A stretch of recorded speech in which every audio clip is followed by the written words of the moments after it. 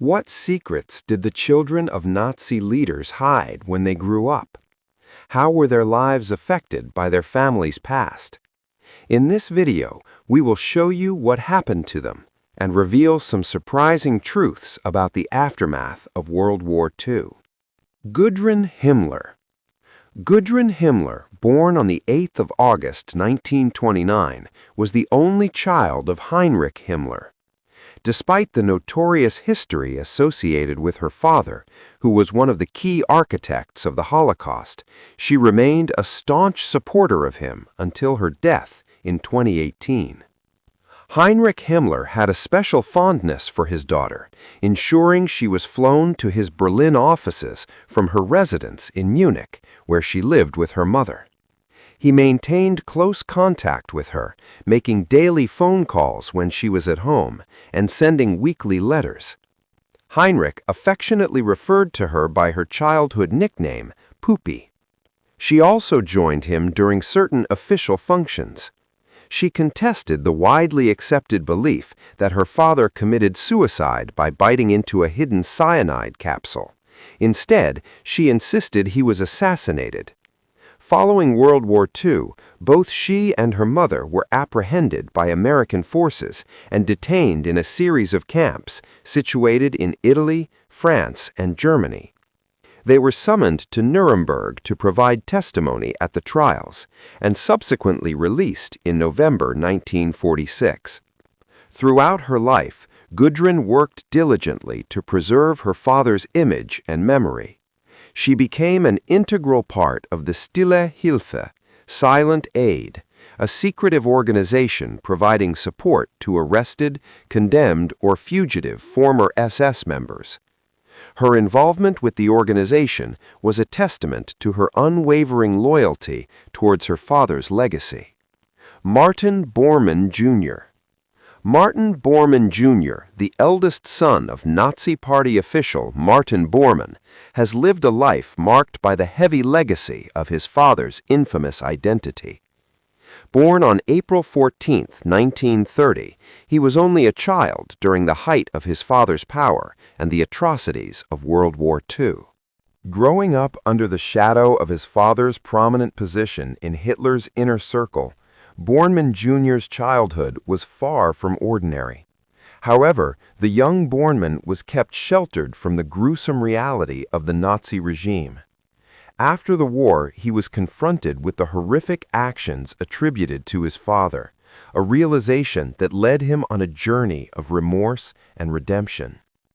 Distancing himself from his father's ideology, Bormann Jr. converted to Catholicism and devoted his life to the church. He even worked in the mission fields of Congo and Cameroon, striving to make amends for his father's misdeeds. However, in 2011, Bormann found himself at the center of abuse allegations. A past student claimed that Bormann abused him when he was 12 years old in the early 1960s. There were further accusations of severe physical violence against other students. At the time these allegations surfaced, Bormann was battling dementia, rendering him either unwilling or unable to address the accusations. While these allegations never led to any legal action, the independent Klasnick Commission, set up to probe into the abuses within the Catholic Church in Austria, awarded the accuser compensation. Nicholas Frank. Nicholas Frank, son of infamous Nazi war criminal Hans Frank, has spent a significant portion of his life grappling with his father's dark legacy. Born in 1939, Frank was too young to comprehend the atrocities committed during the Holocaust.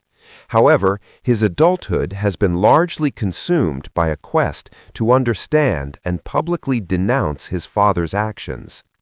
Hans Frank, known as the Butcher of Poland, was Hitler's personal lawyer and later served as Governor General of occupied Poland. Despite his father's monstrous acts, Nicholas Frank has taken an uncommon route, confronting his heritage head-on.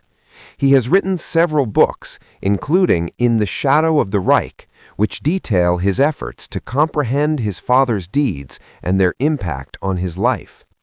Frank's commitment to educating others about the Holocaust and its lasting effects on families of those involved, including perpetrators and victims, is commendable. His candid public discussions add a unique perspective to Holocaust remembrance and serve as a potent reminder of the atrocities that can result from unchecked hatred and bigotry. Etta Göring. Etta Göring was the only child of Hermann Göring and his second wife, actress Emmy Sonnemann. As the daughter of one of Hitler's right-hand men, born just before the eruption of World War II, Etta's early years were mainly spent with her mother at the Hall, the Göring family estate. Etta's early life was defined by the luxury and privilege that came with her father's powerful position in Hitler's Germany. She was often photographed at public events, a symbol of the Nazi regime's attempt to project an image of wholesome family life. She was the recipient of numerous historic art pieces during her childhood, including a Lucas Cranach the Elder's Madonna and Child painting. As the war neared its end, she and her mother relocated to their mountain residence at Obersalzberg, close to Berchtesgaden. The end of the Second World War brought a reversal of fortune for the Göring family. Hermann Göring was sentenced to death at the Nuremberg trials for war crimes. Although he escaped the gallows by committing suicide, his actions left Etta with a tainted legacy that she spent the rest of her life trying to reconcile. Etta Göring attempted to live a life away from the public eye.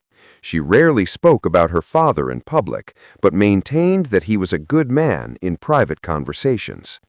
In the decades of the 1950s and 1960s, many of the valuable gifts she had received in her youth, including the Madonna and Child artwork, became embroiled in long legal disputes, most of them which she lost in 1968. While the children of other notable Nazis, like Gudrun Himmler and Albert Speer Jr., often publicly discussed their father's roles, Göring notably refrained from such public discourse. However, during a 1986 television interview in Sweden, she broke her silence to express her deep affection towards both of her parents. She passed away in 2018, leaving behind a life that was forever marked by the actions of her notorious father. Rolf Mengele. Rolf Mengele, son of the infamous Nazi doctor Joseph Mengele, has lived much of his life in the shadow of his father's dreadful history. Born March 16, 1944, Rolf was raised away from the horrific concentration camps where his father carried out his notorious experiments. Rolf's early life was largely shrouded in misinformation. He was led to believe his father had been a war hero and only learned the chilling truth as a young teenager. Despite the burden of his name, Rolf made efforts to lead a normal life, studying law and working as a corporate. After the war, Joseph Mengele fled to South America. Relocating to a new continent meant that Mengele had to leave his son Rolf behind. This absence from his son's life made Rolf a person of interest, particularly for Nazi hunters who believed he kept in contact with his father. To some extent, they were correct. Mengele did pen several letters to his son, sparking Rolf's curiosity and leading him to make a journey to South America in 1977 to meet his father. Reflecting on his journey, Rolf acknowledged that his father displayed no guilt for his horrific deeds in Auschwitz, even attempting to rationalize them. Despite despising his father and everything he represented, Rolf couldn't muster the strength to betray him. He kept silent about Mengele's South American hideout. Hence, the notorious Angel of Death escaped answering for his numerous atrocities. After their encounter, Rolf decided to alter his identity and sever ties with his past. It is speculated that he is now a family man and a retired attorney, leading a tranquil existence in Germany. Wolf Hess. Wolf Hess was the son of Rudolf Höss, a prominent figure in Nazi Germany and a member of the Nazi Party. He held the position of Deputy Führer to Adolf Hitler from 1933 until 1941, when he embarked on a solo voyage to Scotland in an attempt to hold peace talks with Britain. Hess was captured and subsequently put on trial in Nuremberg once the war concluded. Although he evaded execution, Hess was condemned to spend the rest of his days in solitary confinement at Spandau prison until he committed suicide on the 17th of August, 1987, aged 93. Rather than distancing himself from his father's legacy, Wolf Hess spent his life defending him. Wolf was a staunch supporter of his father, dedicating many years in an attempt to change the public perception of his father. He tirelessly campaigned to prove his father was not a war criminal, but rather a man simply carrying out his duties in the 1930s and early 1940s, thus absolving him of any guilt. In his teenage years, while his father was held captive following his ill-fated journey to Scotland, Wolf was a frequent visitor. His actions, however, extended far beyond these visits. In the 1950s, Wolf established the Committee to Free Rudolf Höss, amassing several 100,000 supporters, including some notable figures in German politics. He authored numerous books advocating for the recognition of Hess as a German hero rather than a criminal. Following Hess's death in prison, Wolf contended that his demise was the result of foul play by his British captors. Wolf, who spent his entire life defending his father's Nazi affiliations, passed away in 2001. Albert Speer, Jr. was born on July 29, 1934, in Berlin, just days before Hitler ascended to the position of Führer. Albert Jr.'s childhood years were spent in Berchtesgaden, a village in the Alps where Hitler had a retreat. There are films from the 1930s that depict a young Albert playing on the porch of Hitler's villa under the dictator's watchful gaze. Albert Speer Sr. was Hitler's primary architect and Germany's armaments minister.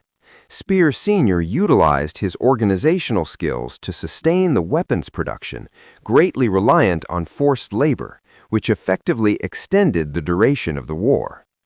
Post his conviction in the Nuremberg trials and a subsequent 20-year imprisonment sentence, he emerged as one of the few high-ranking Nazis who showed regret for the atrocities committed by the regime.